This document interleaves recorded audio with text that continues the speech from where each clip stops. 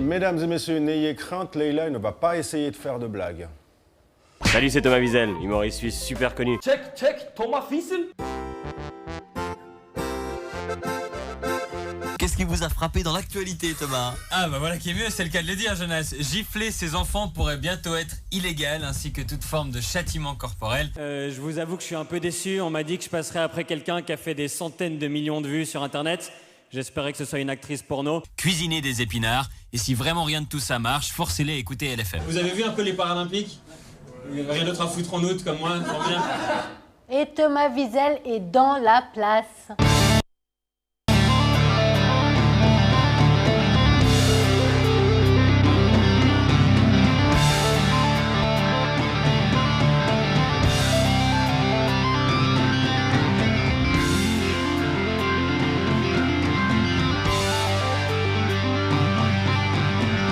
Thomas, autant vous le dire tout de suite, je ne suis pas fan de ce que vous faites. Je ne parle pas de votre humour en particulier, mais de votre activité, le stand-up. Droit comme une tige devant des sièges, de préférence occupés, vous alignez les vannes à la recherche de l'éclat de rire. On n'est pas là pour s'apitoyer ou s'émouvoir. Rire, que rire donc, convaincre. Pour tout vous avouer, l'exercice ressemble fortement à un entretien d'embauche perpétuel durant lequel nous, public, devons juger sur pièce et à chaque seconde la qualité de votre CV tel un connard de recruteur tyrannique. Serait-ce vos restes d'examen oraux à la HEC où vous étiez un véritable premier de la classe, reste que vous le faites plutôt bien. C'est même une obligation, tirer à vue parmi les news et les people pour augmenter le nombre de vues, sur YouTube et à l'antenne. Vous le dites vous-même sur scène, vous n'avez pas le physique de l'emploi, mais ça n'empêche pas tout le monde de vous engager. La classe. Franchement, je vous conseille de vous présenter à Miss Suisse parce qu'avec votre bonne étoile, vous risqueriez encore de devoir déambuler en bikini avec une écharpe et une couronne de princesse. En conclusion, Thomas, je crois bien que Wiesel vise bien. Bon, allez, vous nous rejoignez ? Bonsoir Thomas. Bonsoir. Bienvenue, Thomas. Bonsoir, merci. Tout est faux comme ça, tout est faux. Ouais, bon bah voilà, on aime ou on n'aime pas le stand-up. C'est juste, je pense que je suis un peu jaloux parce que c'est vrai qu'il y en a qu'il aimerait autour de la faire du table, à stand-up, chaque fois dans en les fait. bistrots qui essayent d'être sortir des vannes et puis ils le font bien. Moi, j'y arrive jamais, donc je pense qu'il y a un petit peu de jalousie là-dedans. Mais je pense qu'on caricature un peu, on sait pas vraiment ce que c'est le stand-up. Et on l'associe à deux artistes français, alors qu'en fait c'est beaucoup plus vaste que ça et c'est surtout... C'est vrai. Mais Et donc je pense que la définition que les gens ont de cet art est pas vraiment celle qu'elle devrait être et j'espère que dans 10 ans ce sera plus le cas. Rapidement, c'est quoi le stand-up ? C'est juste le fait de faire des blagues sans artifice, sans accessoires et avec toute la liberté que ça importe. Bon, alors ça, je suis sûre qu'il va être très bon, Fred. Et je vous Sans demande artifice, tu dis de lui donner sa chance, Thomas. Mais Votre qu'il prochain essaye, qu'il monte sur scène. round. Parce que c'est- Je vais essayer de sortir une blague pendant les 26 minutes où on est ensemble. Bah, moi, j'ai déjà essayé, J'ai ça a rien préparé, marché. hein. On est déjà bien parti là. Et puis moi, au lieu de faire des blagues, j'ai un peu fouillé dans vos réseaux sociaux. Ah. C'est l'interview droit dans le mur.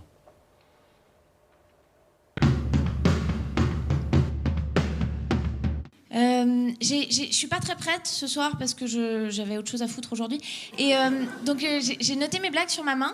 Le problème, c'est un peu à double tranchant. Je suis pas très grande et j'ai les mains d'un enfant de 8 ans.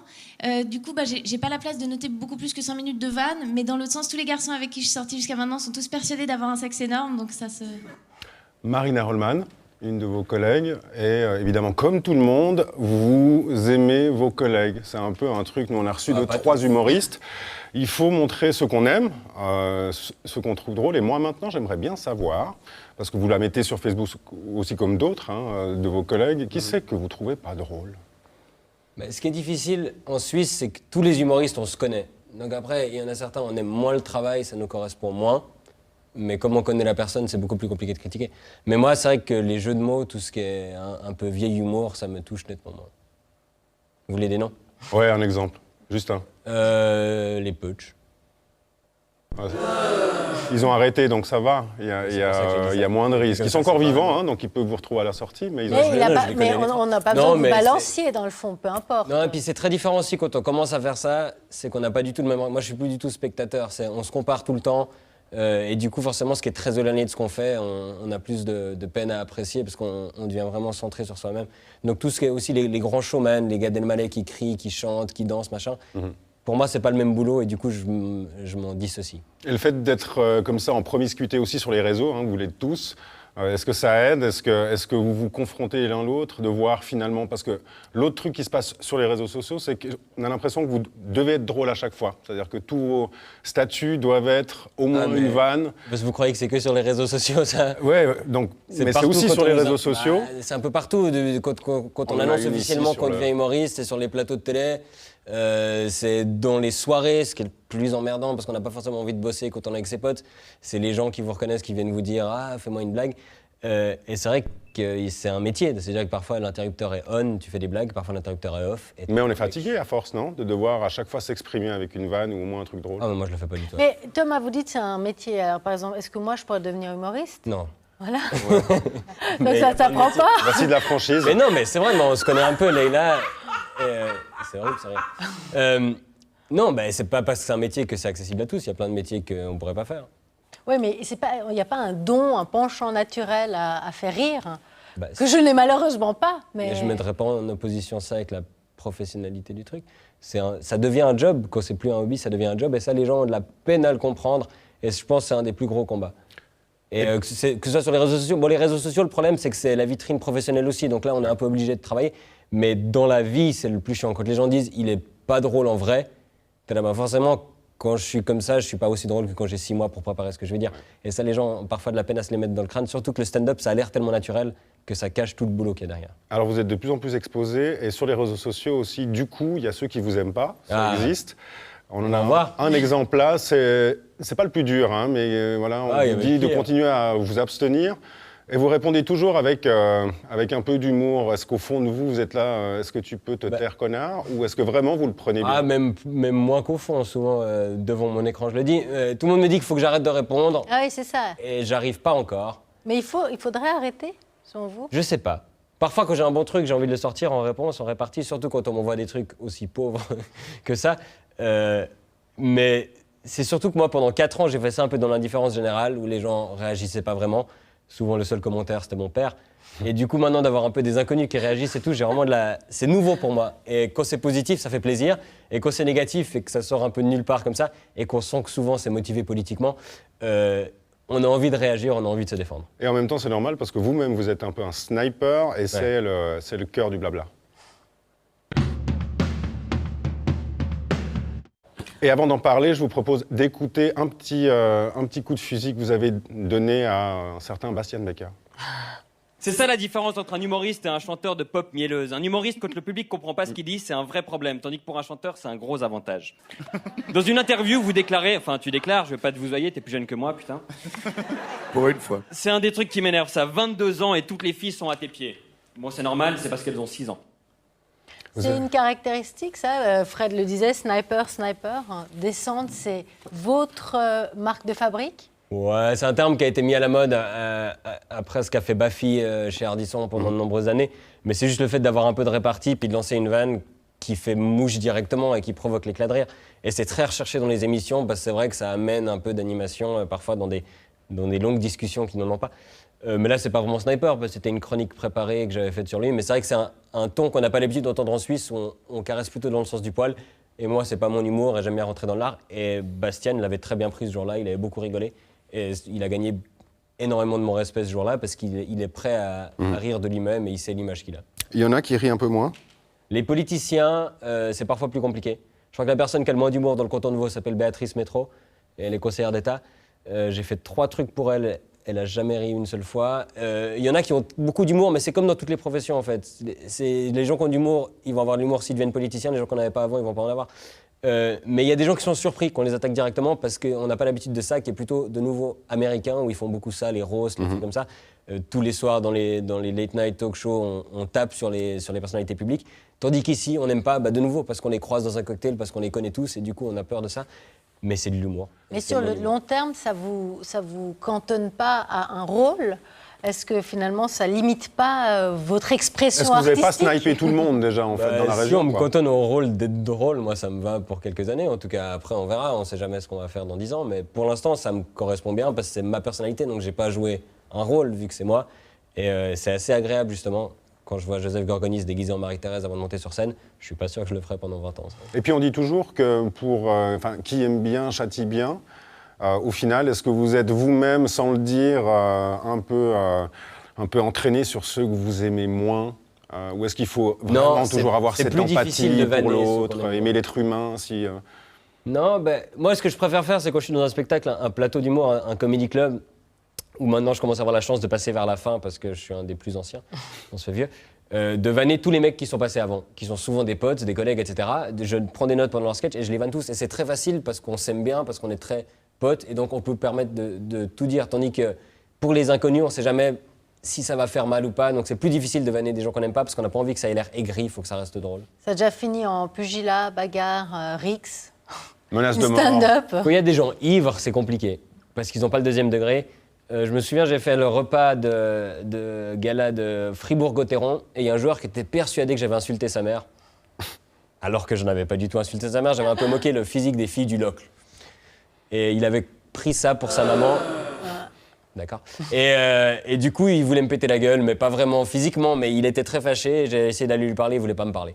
Mais bon, il était OK hier. Alors vous dites que sur scène, vous arrivez un peu vers la fin parce que vous êtes maintenant un peu l'ancien. Dans les petits comédie clubs. Ouais. Vous êtes surtout à peu près partout. On regarde un extrait.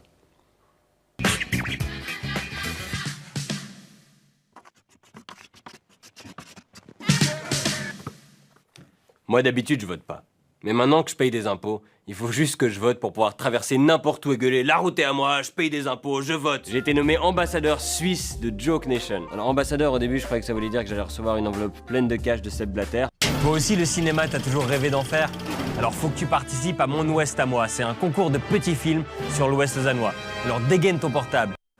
Bon, alors Thomas, je dégaine mon portable. Ouais. Vous allez, comme vous êtes fort en impro et en promo, vous allez nous faire une petite, vous allez nous faire une petite promo pour Be Curious. Alors, je vous donne le top. Ça y est. Il y a des métiers plus difficiles que d'autres. Alors, petite promo, on y va. Il faut regarder Be Curious TV parce qu'ils sont dans un hangar à Prévrange. C'est assez difficile d'accès. Si vous pouvez venir à Lausanne, ça arrangerait tous les artistes. Donc regardez Be Curious TV. Merci Thomas. Fait ça bien. Hein. Ouais, très bien. Est-ce qu'il On y a va des vous choses que engager. Est-ce qu'il y a des choses que vous refusez maintenant? Parce que je pense que bah, vous êtes... on voit seulement ce que vous acceptez, c'est ça? Ouais, j'accepte pas mal de trucs quand même encore parce que je suis au début, donc je sais pas quand ça va s'arrêter. Donc c'est vrai qu'il faut essayer de capitaliser maintenant. Il y a beaucoup de choses. On nous propose beaucoup de choses de charité, caritative. Ça c'est le truc qu'on a le plus parce que tous les projets d'étudiants, etc. Et on a l'air très accessible et les gens ils pensent qu'on a que leur projet à faire. Donc ça on reçoit beaucoup. On est obligé malheureusement de beaucoup refuser. Et puis juste des questions d'agenda. Je peux être qu'à un seul endroit au même moment et du coup on refuse à cause de ça. Mais c'est un luxe de pouvoir refuser parce que moi j'ai commencé, j'avais un truc par mois. Quand j'avais de la chance, et c'était 5 minutes, et c'était gratuit, et c'était coincé entre deux autres artistes. Donc là, c'est un vrai luxe, et je me rends pas encore très bien compte de ce qui m'arrive. Mais là, Thomas, quand vous avez commencé avec un spectacle tous les X temps, qu'est-ce qui a fait que vous y avez cru? Vous avez eu un mentor, quelqu'un qui vous a poussé? Vous étiez quoi? Vous attendiez que ça C'était arrive? agréable. En fait, quand je me plantais, j'avais envie d'y retourner, parce que c'était horrible de rester sur cette impression. Quand je réussissais, c'est un sentiment orgasmique, donc tu as envie d'y retourner pour l'avoir de nouveau. Donc tu vas de scène en scène, puis ça grandit petit à petit, puis au bout d'un moment, ouais, effectivement, les rencontres, les gens qu'on croise, et le fait qu'on voit quand même la réaction des gens, on se dit peut-être que je tiens quelque chose, mais au début, j'y croyais pas. Quand j'ai fini mes études, c'était juste que je voulais pas devenir trader. Et c'est un hasard, c'est un heureux hasard, et je touche du bois, ça continue. Et puis là, on vous voit beaucoup donc à l'écran aussi. C'est quoi la différence? C'est beaucoup plus dur. C'est ce qu'on est en train de faire ici ou ce que je fais dans les petits clips que vous avez montrés, c'est beaucoup plus dur parce qu'on n'a pas le public. Le public est chez soi, on ne sait pas dans quelles circonstances ils nous regardent, etc. Ils sont en train de faire à bouffer, ils s'en foutent, ils zappent. Donc on ne sait pas s'ils nous écoutent ou pas et on n'a pas la réaction. Surtout nous, le rythme, c'est vraiment les rires qui le donnent. On a l'habitude de cette ponctuation sonore. Et la radio, c'est très compliqué parce qu'on a 2 personnes dans un studio à faire rigoler et ça va conditionner l'expérience de tout le monde. C'est pour ça qu'il y a des fous rires dans les séries américaines. C'est parce que quand quelqu'un entend quelqu'un d'autre rire, il va se dire « Ah, c'est drôle ». Comme ici, alors, en fait. Ici, on a aussi quelqu'un qui est là pour rire faussement. C'est égorgé, votre fou rire. Elle n'a pas entendu, je pense, parce qu'elle n'a pas rigolé, du coup.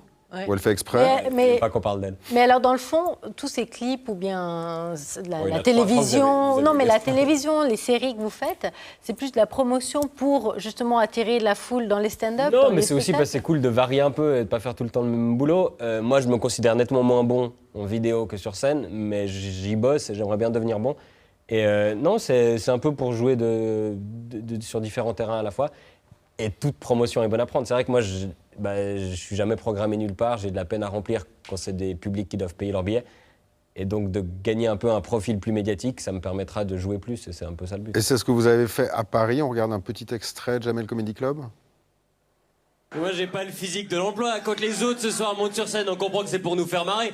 Quand c'est moi, les gens se demandent ce que l'informaticien du Jamel Comedy Club fout là, quoi. Je veux dire, je gagne bien ma vie en Suisse. Par contre, j'ai pas l'impression d'apporter grand chose à la société. Je raconte des conneries et on me donne de l'argent. Moi, quand j'ai un blanc, je note mes blagues sur ma main. Je crois que c'est le seul avantage que j'ai sur Jamel Debbouze.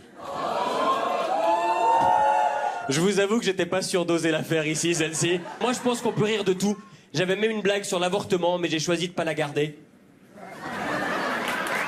C'est un métier, Bon, Thomas ne va pas vous poser la question qu'on pose à chaque fois à tous les humoristes qui viennent sur ce plateau. Pourquoi Paris? On sait que Paris, c'est quand même un tremplin pour les artistes suisses. Mais dans le fond, est-ce que ce n'est pas un échec de notre politique culturelle, voire de notre service public qui doit vous promouvoir plutôt que de vous contraindre d'aller à Paris? Ouais, je pense oui, il y a une partie d'échec, mais je pense que la responsabilité est partagée par rapport au public aussi, qui eux regardent beaucoup trop les chaînes françaises, enfin beaucoup trop, ils font ce qu'ils veulent, mais qui regardent beaucoup les chaînes françaises, qui vont beaucoup voir des artistes français dans des grandes salles et qui vont très peu s'intéresser aux artistes locaux et même les trouver ringards en général par rapport aux artistes français. Mais en fait, vous le faites vous-même sur scène, comme d'autres. Hein. C'est-à-dire que dès que vous allez à Paris, vous allez parler de vous-même et de la Suisse de manière un tout petit peu, voilà, je viens de Suisse, mais je ne sers pas à grand-chose. Et un truc où il faut causer de la Suisse de manière un peu modeste, un peu genre, je viens chez vous, c'est vous les grands. Et vous m'avez accepté. Alors... Non, il y a d'autres extraits que vous n'avez pas montrés où je critique Paris, la pauvreté là-bas. Enfin, pour moi, c'est à double tranchant. En Suisse, on gagne très bien notre vie, on a une qualité de vie incroyable, mais c'est vrai que les strass et les paillettes sont assez loin. Enfin, on est dans un hangar. Et, non, mais c'est vrai. Mais un joli hangar. C'est magnifique, très bien décoré. Mais à Paris aussi, Thomas. La télévision, c'est en banlieue parisienne, c'est encore pire. C'est dans des hangars complètement... Non, on est d'accord, mais... Il y a un truc absolument incroyable. J'ai fait, je pense, 15 passages sur la télévision suisse. Tout le monde s'en fout. Il n'y a rien sur les réseaux sociaux. Vous faites un passage à la télévision française et c'est la folie. On me reconnaît dans la rue en Suisse. Enfin, il y a un complexe d'infériorité où, je sais pas, la France fait rêver tout le monde. Et moi, il faut dire ce qu'il y a. J'ai pas grandi en regardant des humoristes suisses. Bon, c'était plutôt des Américains et des Anglais, mais quelques Parisiens aussi. Là, on en est proche. Il y a Jamel Debbouze qui est dans la salle. Enfin, c'est quand même là-bas que les pointures vont. Il y a quand même des Belges, il y a des Canadiens. Enfin, c'est le carrefour des artistes et c'est la Champions League. Mais alors, vous avez une mission, Thomas? Moi, c'est ça. Quand je vais là-bas, c'est pour ça que je dis que je suis suisse aussi, parce que maintenant, je suis un peu le Suisse, Marina aussi et d'autres qui suivent. Et on essaie de montrer que les Suisses sont drôles. Parce que c'est vrai qu'il y a toute une génération qui a très bien marché en Suisse romande, qui s'est peu exportée. Depuis le retour de Marie-Thérèse et de Recrozio, il n'y en a pas beaucoup qui ont fait le chemin inverse, à part Gaspard Proust, mais personne ne sait qu'il est suisse, parce qu'il est que ça se sache. Donc c'est un peu... Il ne le dit pas non plus souvent. Hein. Il ne le dit pas. Et moi, je suis très fier d'être suisse, je suis très content, je préfère être en Suisse qu'en France, je ne suis pas très à l'aise à Paris. Mais c'est vraiment, pour ma carrière, c'est un tremplin incroyable et j'aimerais bien faire les deux. Mais j'ai une question, Fred, pardon. Mais vas-y, on prend du retard, mais ce n'est pas grave. J'ai une dernière question. Est-ce que si on veut justement changer l'image de la Suisse, est-ce qu'on ne doit pas créer un nouveau modèle?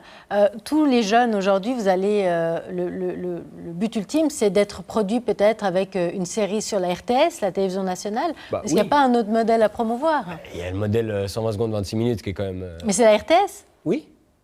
Ça, c'est très très bien. Mais le problème aussi, c'est qu'il y a un truc qu'on ne peut pas quand même changer, c'est qu'il y a 2 millions de francophones en Suisse. À Paris, ils sont 12 millions. Enfin, il y a un truc de nombre, ce qui fait juste que ce sera de toute façon, à Paris, tu peux jouer tous les soirs. En province, tu peux jouer 2 ans ton même spectacle. En Suisse, il y a 5 villes avec des grands théâtres. En plus, ils ne me programment pas, mais c'est quand même beaucoup plus court, tu dois beaucoup plus te renouveler. Et ça ouvre un marché beaucoup plus grand. Donc il y a un truc démographique. Les collectifs en France qui existent, Golden Moustache ou les autres collectifs, ils n'ont pas été dans la télévision, France 2, etc. C'est vraiment eux qui ont amené un vent nouveau parce que... Avec M6 et Canal+. Ouais. Mais oui, mais justement... La télévision derrière. Oui, mais je vois très bien. Et la RTS a coproduit. Moi, je propose que vous vous battiez là-dessus un peu plus tard avec un petit verre après l'émission. On va faire une petite pause sur votre pomme. On va se concentrer sur quelqu'un d'autre qui s'est un tout petit peu illustré aujourd'hui. C'est le Qui quoi.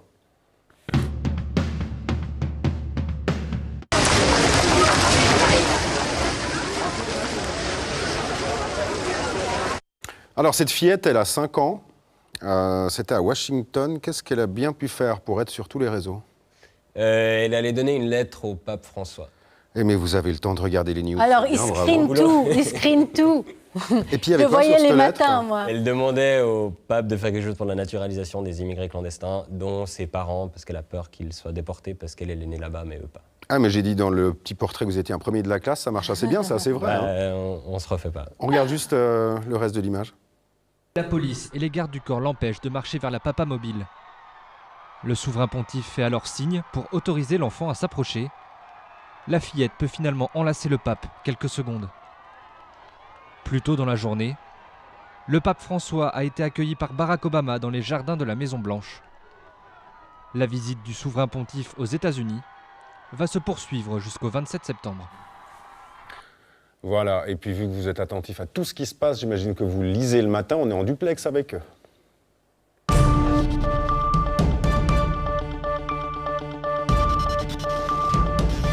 Bonjour le matin, bonjour Sandra.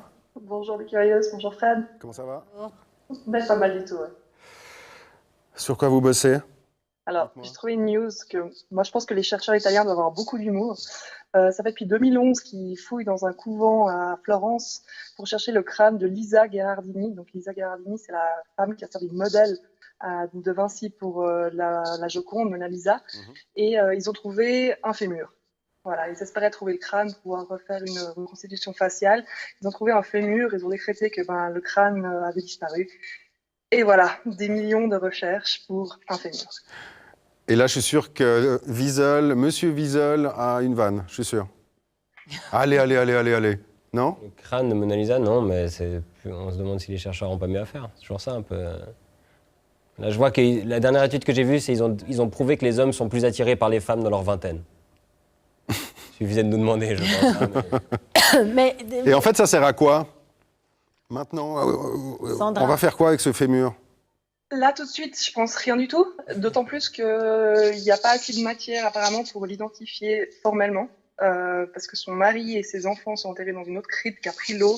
Il n'y a que des dents, il n'y a pas d'ADN. Donc voilà, c'est effectivement 4 ans d'études pour rien. Il n'y a pas des techniques, il n'y a pas des techniques pour sonder, voir quelque chose, voir un scanner J'imagine que s'il y avait vraiment une technique qui marchait, ils l'auraient fait. Alors, pendant 4 ans.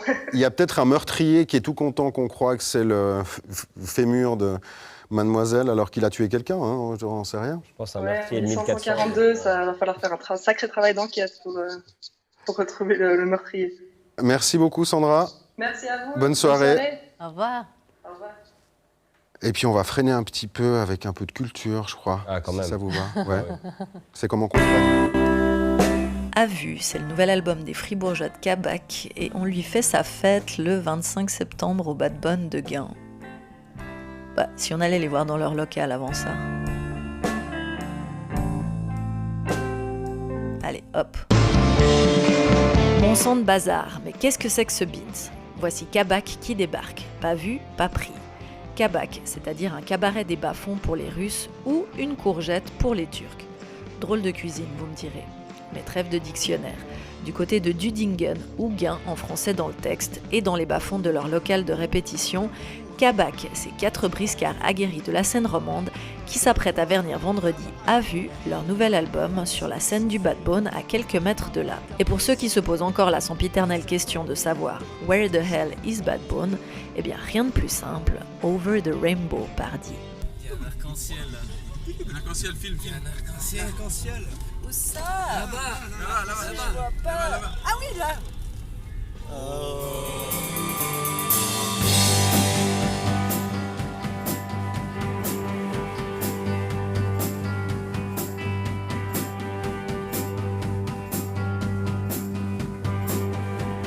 C'est qu'on est vraiment des passionnés de rock'n'roll et de jazz, donc on passe beaucoup de temps à écouter des vinyles, c'est vraiment une passion.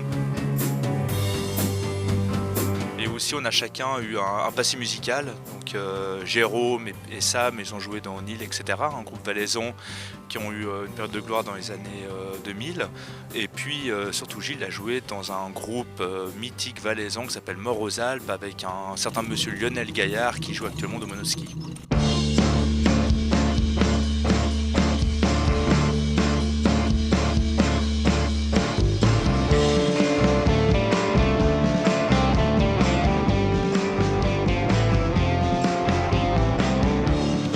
chers collègues. Merci Frédéric pour cette magnifique diatribe.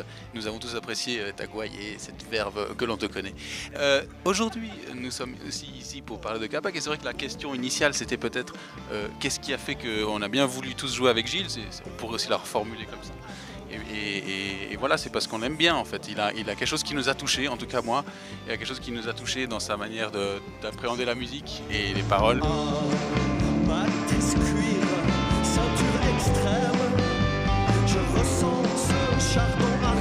Moi j'y mets beaucoup de soin. Après, ça me prend du temps aussi à composer, franchement. Quand ça vient pas, ça vient pas. Et quand ça vient pas, je suis pas content. J'arrive pas à faire des choses légères, disons, enfin légères, où je m'en fous des paroles, effectivement.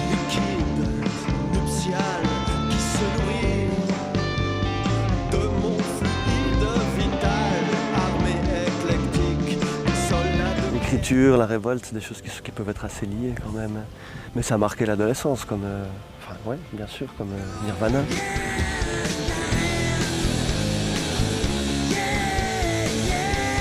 C'est important pour notre génération, alors ces gens qui existent, qui nous montrent des voies, qui nous font découvrir des choses.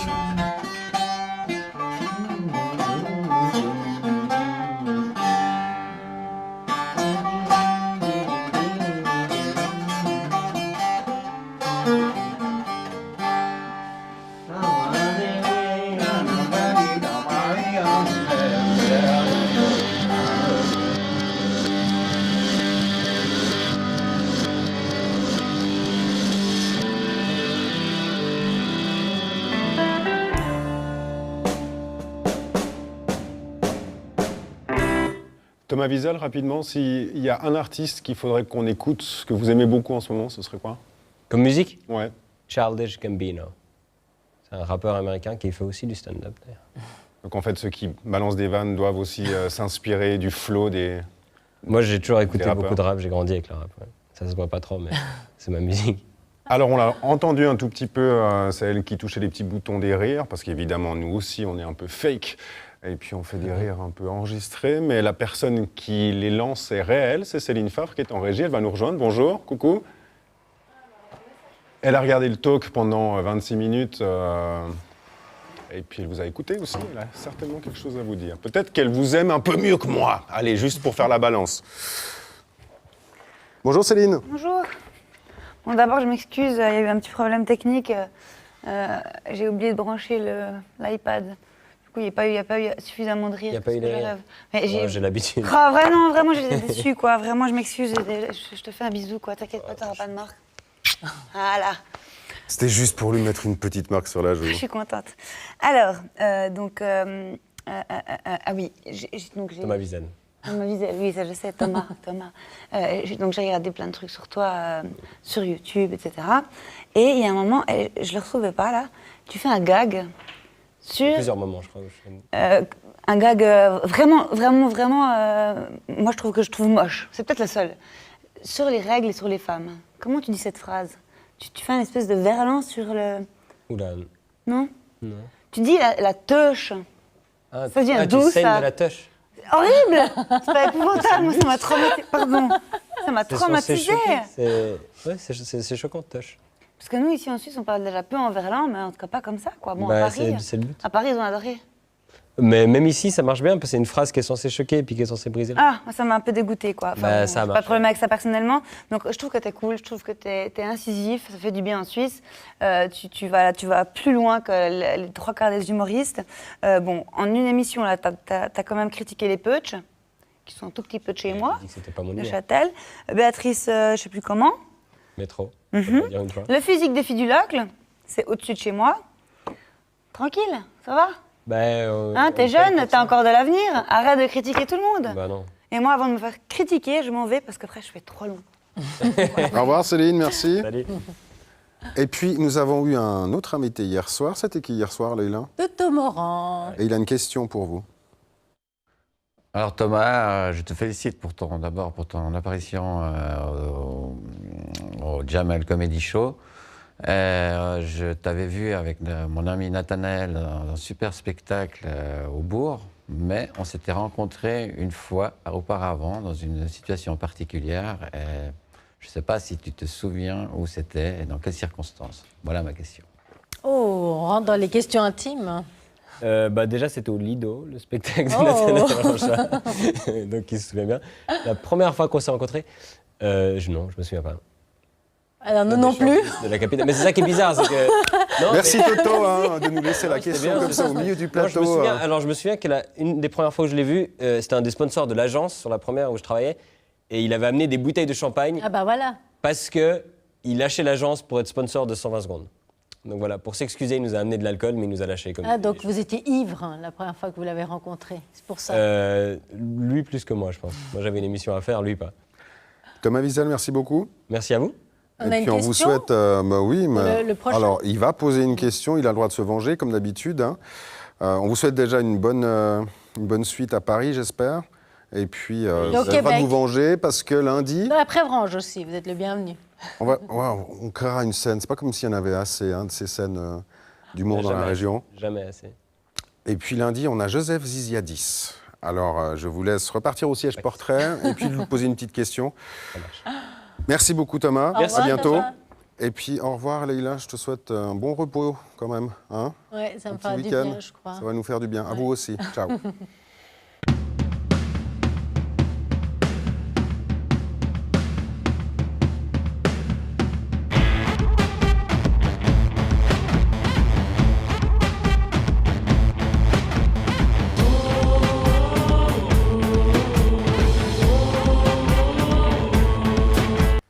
Bonjour Joseph. Ce que je veux dire est vrai, quand j'étais petit, vous étiez mon politicien préféré. Je connaissais rien à la politique, mais j'adorais votre moustache. Et pourquoi avoir rasé cette moustache qui est quand même un emblème du communisme ?